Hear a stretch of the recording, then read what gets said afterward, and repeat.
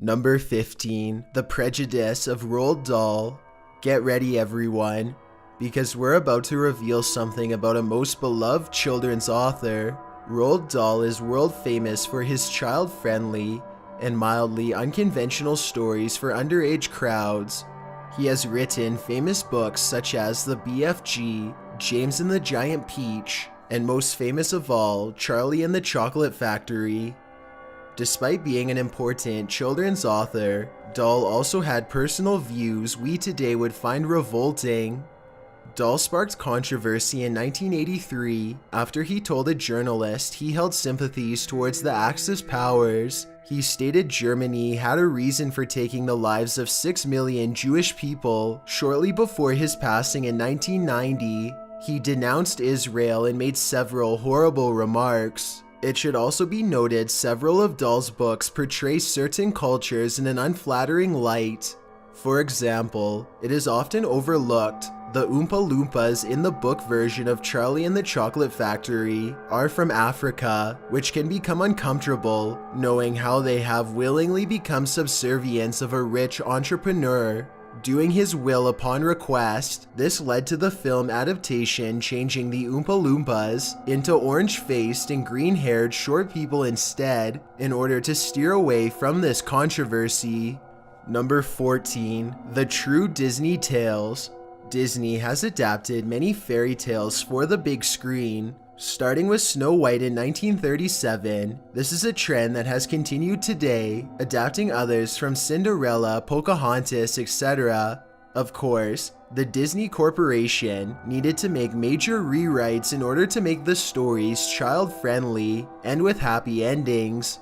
Much of the stories adapted were from the famous Brothers Grimm tales, which are indeed grim in detail. For example, the original Snow White has the prince taking advantage of Snow White's deep sleep by sleeping with her and even having several children with her before she even wakes. In Cinderella, the executives thought it was best to omit the fact the stepsisters removed their toes in order for their feet to fit the glass slipper. Furthermore, the story of Pocahontas is drastically rewritten. In real life, Pocahontas was forcefully brought back to Britain in order for Rolfe to present the royalty the idea of the civilized savage, thus gaining royal investment in Jamestown, Virginia.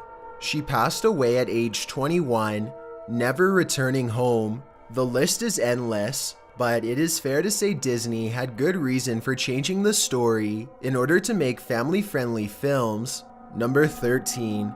The Fall of Anakin. It's no secret people were severely disappointed with the Star Wars prequel trilogy, whether it be due to the storyline or the acting or Jar Jar. People have found something to complain about. The Phantom Menace has by far suffered the most criticism for not meeting expectations and relying too highly on computer effects. Young actor Jake Lloyd starred as the young Anakin Skywalker, the boy who would go on to become Darth Vader. What should have been a breakout role turned out to be a nightmare. After Lloyd suffered harsh criticism and bullying due to his participation in the film, this proved to be too much, and Lloyd decided to retire from acting in 2001 since the bullying from his classmates had become unbearable. He continued to make appearances at conventions, but told a reporter he did everything he could to prevent himself from being recognized on the street. Due to the backlash, things took a rather sad turn when Lloyd was taken into custody in 2015 for reckless driving and resisting arrest. A year into his sentence, Lloyd was transferred to a psychiatric facility. Lloyd's mother also confirmed he was very aggressive towards her during an episode when he fell off his meds. However, when speaking to media about his transfer, she has reported Lloyd's mental health has improved significantly as a result of treatment, and the two maintain a close relationship. Lloyd's ordeal shows how difficult an actor's life can be away from the cameras, as everyone suffers from their own demons. Number 12. The Struggle of the Blue Ranger. Power Rangers was one of the major franchises during the 90s. While dated today, the show still holds nostalgic value with people, and its campy 90s style still captured people's hearts. One particular favorite was actor David Yost, who played Billy Cranston or the Blue Ranger between 1993 and 1996. Initially, he stated he left the role due to a pay dispute, but in 2010, he came clean to the actual reason he left the series. Yost claims he was subject to ridicule because he was gay, which was still seen as taboo back in the early to mid 90s. Yost stated he was constantly called names on set to his face, and production crew would constantly question the other cast members if they were concerned about David. The torment led him into a deep depression and contemplation of taking his own life, which eventually made him decide to leave the show late into the 4th season. Horrified from the ordeal, he attempted conversion therapy, but this only resulted in a mental breakdown in psychiatric care. After a trip to Mexico, he came to terms with and accepted his orientation. The writers during Yost's tenure on the show have maintained Yost left due to insignificant pay, but have refused to elaborate further. It's sad to discover when a production sees conflict over such issues, especially when the tormentors resort to childish behavior. Number 11. Pee-wee gets busted.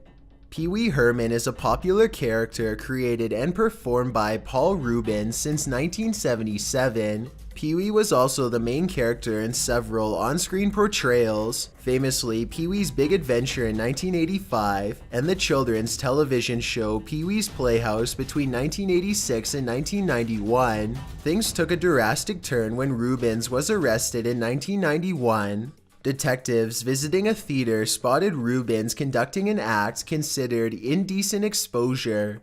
Reubens and Pee-wee became subject of ridicule from the public, and reruns of Pee-wee's Playhouse were cancelled in wake of the scandal. However, Reubens managed to maintain a large amount of support from fellow celebrities and fans. By the time of the 1991 MTV Music Awards, Reubens appeared on stage as Pee-wee, sending the audience into a roar of applause and cheers. For the remaining decade, the scandal died down until Reubens was back in the police spotlight in 2002. Reubens pled guilty to a charge by police and was forced to register as an offender for a short time.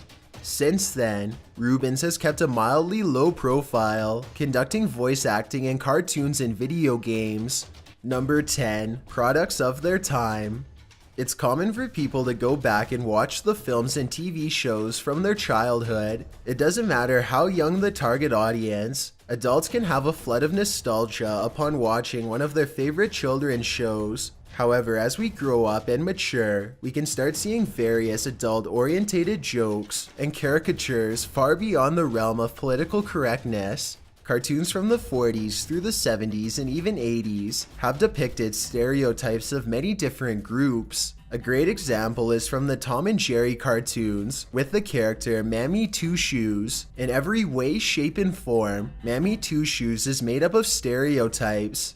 For one, she is a housemaid in a wealthy home, and secondly, she speaks in greatly exaggerated lingo. She was written out of the cartoons after 1952's push-button Kitty. MGM Studios even created a censored version of the shorts featuring her, replacing her with a different woman instead. However, the release of Tom and Jerry on Netflix maintains Mammy Two Shoes as she was, with a disclaimer at the beginning of certain episodes, warning of the stereotypes portrayed in the films, and also defending their decision to keep them, by explaining by removing them would deny such prejudices exist. Warner Brothers also didn't steer clear of stereotyping, especially during the 1940s. In several Bugs Bunny cartoons, Japanese are portrayed as buck-toothed simpletons, which is enough to make any person cringe. These cartoons come to show how different attitudes were back then, and how it was acceptable to portray such stereotypes, with how much things have changed in the latter half of the 20th century. There is no way such portrayals would even get to the drawing board today. Number 9. Ferris Bueller's Dark Knight. The 1980s saw a cultural phenomenon with the release of several teen comedies. Arguably the most beloved of them is 1986's Ferris Bueller's Day Off. Star Matthew Broderick became an overnight sensation, and the film continues to have massive popularity today. However, Broderick has a dark secret not so many people know about. On August 5th, 1987, Broderick was driving through Northern Ireland with Ferris Bueller co-star and then girlfriend Jennifer Grey when he crossed into the opposing lane and then into another vehicle. Occupants Anna Gallagher and Margaret Daugherty passed instantly. Broderick maintains he has no memory of the event and doesn't know why he went into the opposite lane. Authorities in Northern Ireland brought charges and he was facing 5 years locked up. However, he made a plea deal to a lesser charge of careless driving and only had to pay a $175 fine. This immediately caused outcry in Northern Ireland, especially from family member Martin. He called Broderick's verdict a travesty of justice. Well, Broderick certainly under no circumstances meant to cause this to happen. It is hard to not understand Martin's pain over the slap on the wrist punishment. Martin later came to terms with the event and forgave Broderick, and the two even planned to meet in 2003. However, as of this video, the meeting hasn't taken place. Number 8. The Monster of the BBC. In the United Kingdom, Top of the Pops was a phenomenon for its run from 1964 to 2006. Of all the presenters the show had, none was as famous as Jimmy Savile. For 20 years, the eccentric man hosted alongside several people until he finally retired from the role in 1984. Jimmy was known for his sense of humor and bizarre behavior. He was also active in charity, running several marathons and collecting donations for children's hospitals across the country.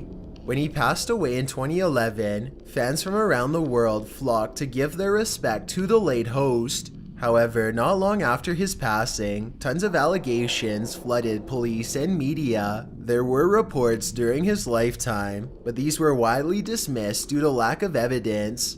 Now, there were hundreds of accusations against him, and mounting evidence of a cover-up conducted by the BBC and others. The Metropolitan Police Service launched an official investigation the year following his passing and came to the frightening number of 589 allegations of his frightening actions. It was also found that he used his high status in the BBC to aid him in finding new people, with members of the BBC shutting down any accusations against him. These people even included children and teens recovering in hospitals he had funded. Jimmy had gone from eccentric Superman to the most prolific serial offenders in British history in a very short amount of time.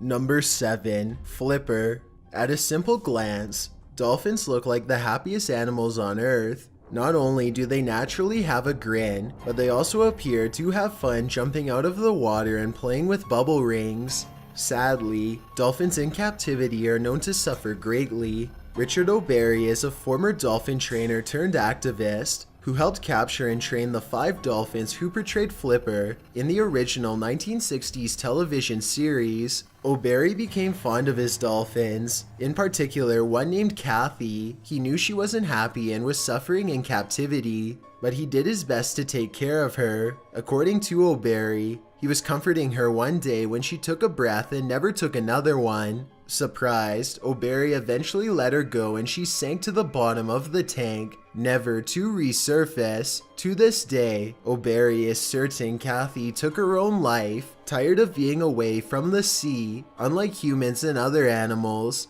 dolphins are conscious air breathers, meaning every breath they make requires conscious effort. Therefore, it appears Kathy purposefully did not take another breath, knowing the consequences of doing so. The experience greatly affected O'Barry, and he turned his back on the profession and turned to activism in preserving the global dolphin population.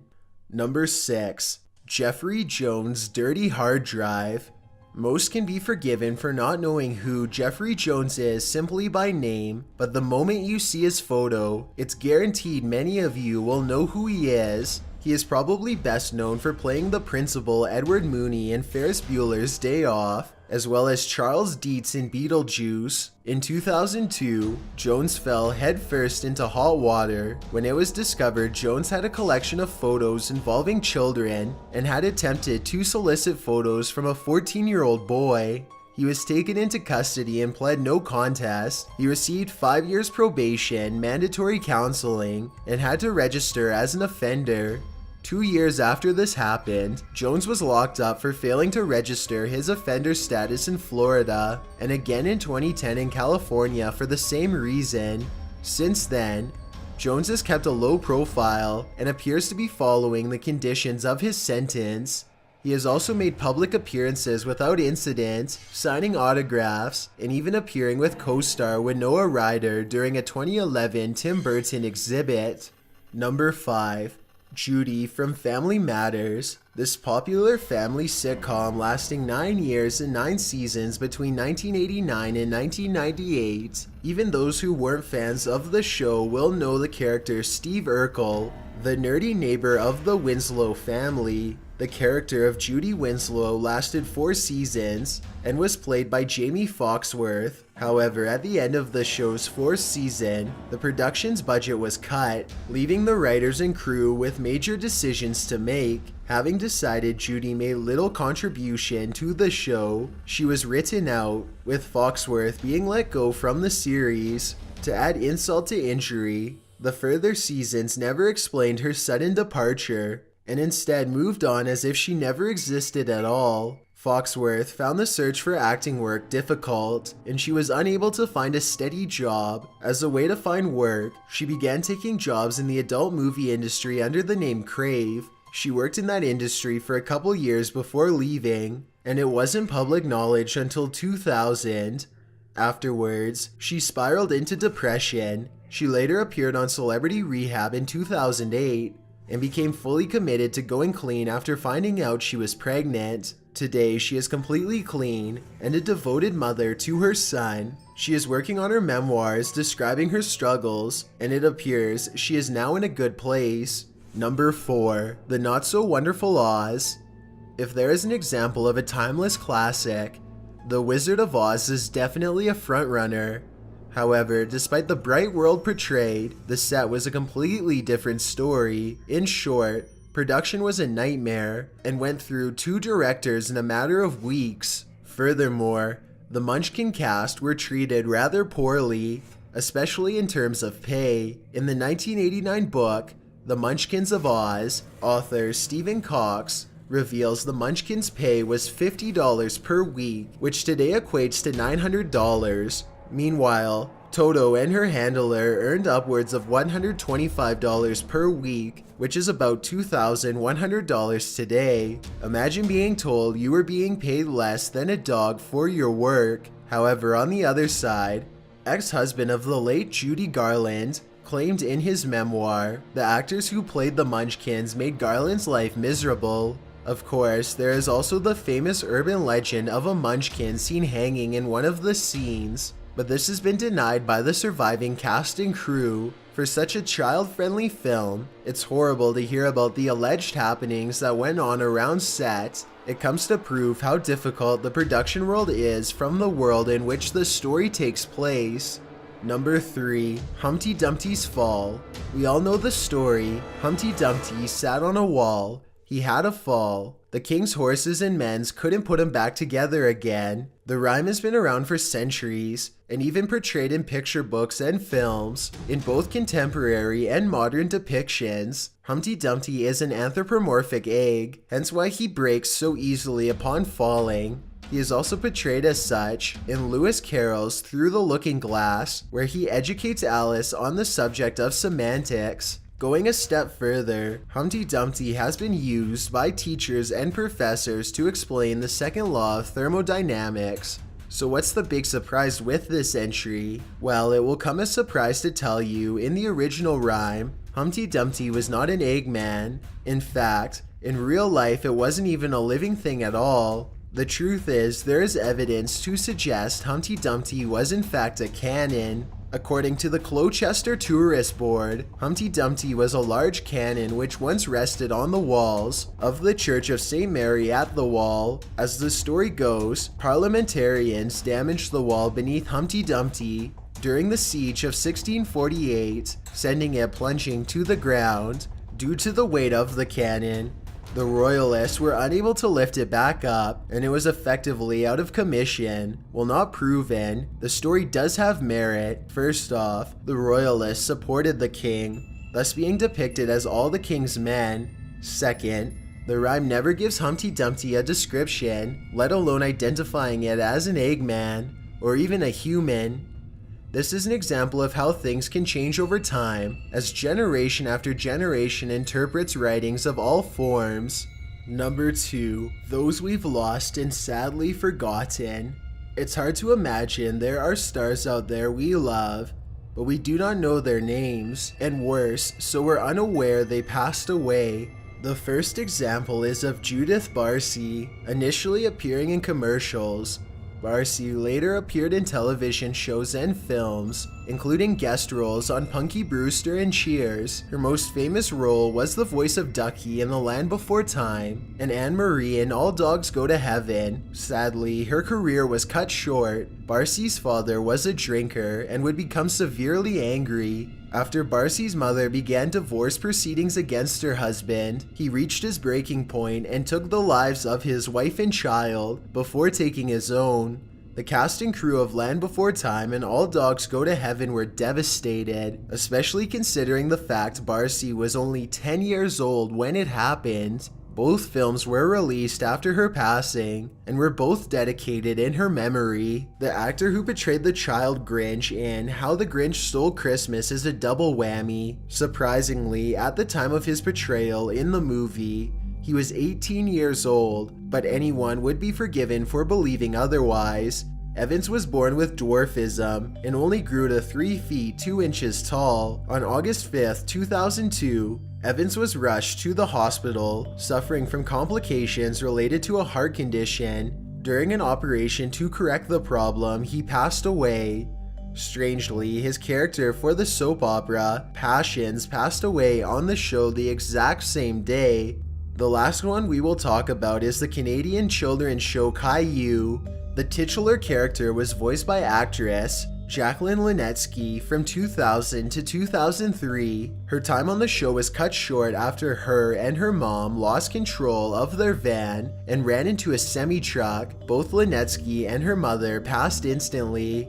She was only 17 years old. There are plenty more people we can discuss, but this should give you an idea of the things we are unaware of, even though these individuals were part of famous films from our childhood. Before we get to number 1, my name is Chills and I hope you're enjoying my narration. If you're curious about what I look like in real life, then go to my Instagram at DylanIsChillinYT and tap that follow button to find out. I'm currently doing a super poll on my Instagram. If you believe ghosts are real, then go to my most recent photo and tap the like button. If you don't, DM me saying why. When you're done, come right back to this video to find out the number 1 entry. Also, follow me on Twitter at YTChills because that's where I post video updates. It's a proven fact that generosity makes you a happier person, so if you're generous enough to hit that subscribe button and the bell beside it, then thank you. This way you'll be notified of the new videos we upload every Tuesday and Saturday. Number 1. Walt Disney's facade. The man is truly a legend. Walt Disney created the most popular and beloved children's entertainment the world has ever seen. Today, the name Disney is synonymous with happiness and fun. Despite his achievement and innovation in animation, Disney can't be considered a saint. While not fully proven, there have been rumors surrounding him claiming he was prejudiced towards Jewish people, which is hard to counter considering he attended meetings of the German-American Bund. He also hosted German filmmaker Leni Riefenstahl, granting her a tour of Disneyland and the Disney Studios. Furthermore, it's hard to ignore the portrayals of ethnicities in his cartoons, specifically African Americans, and let's not get started on other ethnicities as we'll be here all day. Something particular that is hard for Disney supporters to deny or defend of Disney is his staunch views of women. Ward Kimball, an associate and friend of Disney, once said he didn't trust women or cats. The most damning evidence of Disney's unflattering view of women is a letter received by Mary Ford in 1938 after she applied for work at the Disney Studios. In short, it stated only young men work in the inking and painting department and no women are allowed to work there. Well, definitely a man of his time. As the saying goes, it is still horrible to see the sorts of views he had and allegedly had, considering he is the king of children's entertainment. However, he has long since passed, and his company has moved on, becoming more and more progressive as time goes on. Thanks for checking out this video. Be sure to subscribe because we upload new countdowns every Tuesday and Saturday. Or if you're still not convinced, here are some of our other videos that I think you'd like.